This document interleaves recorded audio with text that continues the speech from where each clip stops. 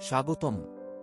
আপনি দেখছেন অদ্ভুত জগৎ এক্সপ্লোরেশন, যেখানে আমরা খুঁজি পৃথিবীর অজানা, অদ্ভুত আর বিস্ময়কর ঘটনা। আজকে যে দেশের কথা বলবো সেটি পৃথিবীর সবচেয়ে অনন্য দেশগুলোর একটি।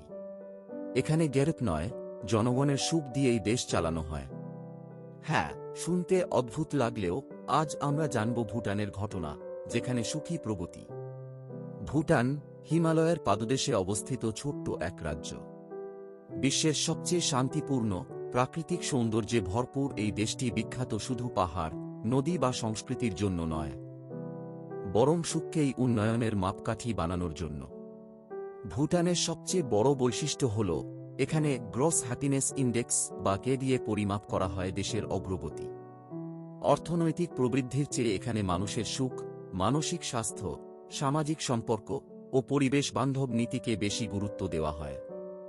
ভাবুন তো, একটা দেশ যেখানে সরকার জনগণের হাসিমুখ গোনে। অনেকে ভাবেন যেখানে বেশি টাকা সেখানেই সুখ, কিন্তু ভুটান যেন এর উল্টো ঘটনার প্রমাণ।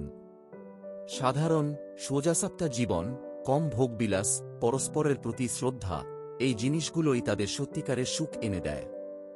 ভুটান তাদের পরিবেশ রক্ষা করতে এতটাই সচেতন যে তারা কার্বন নিঃসরণ নয়, বরং কার্বন নেগেটিভ দেশ।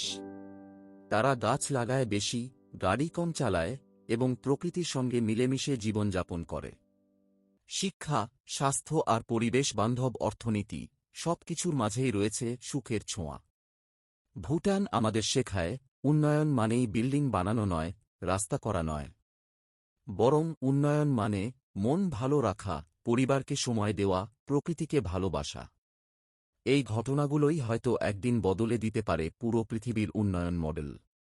ভুটানের মতো দেশ আমাদের শেখায়, সুখ কোনো বিলাসিতা নয়, এটা হওয়া উচিত মানুষের অধিকার। আপনার কি মনে হয়, আমাদের সমাজে এই ধারণা কাজ করতে পারে? কমেন্টে জানাতে ভুলবেন না।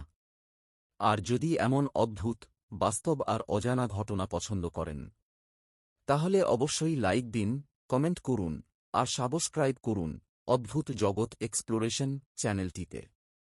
আপনাকে অসংখ্য ধন্যবাদ ভিডিওটি দেখার জন্য।